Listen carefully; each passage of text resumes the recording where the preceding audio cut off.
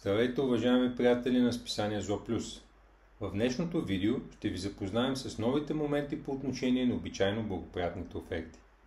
Съгласно влизащата в сила от 22 декември тази година промяна в член 72 на Закона за обществените поръчки, освен добре познатото ни задължение да искаме обосновки, винаги когато имаме 3 или повече допуснати до оценка оферти и някой от тях има отклонение с 20 на 100 спрямо средната стойност на останалите, то вече имаме и едно ново задължение, и то е да искаме обосновки тогава, когато имаме една или две оферти и някой от тях е с 20 на 100 отклонение спрямо прогнозната стойност на обществената поръчка или спрямо предварително определено от възложителя база.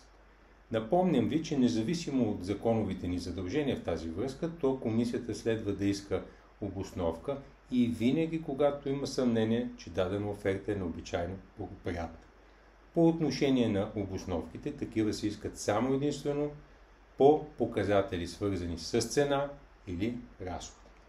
Повече по темата заповядайте на нашите семинари и следете страниците на списание Зло Плюс. Благодаря ви за вниманието.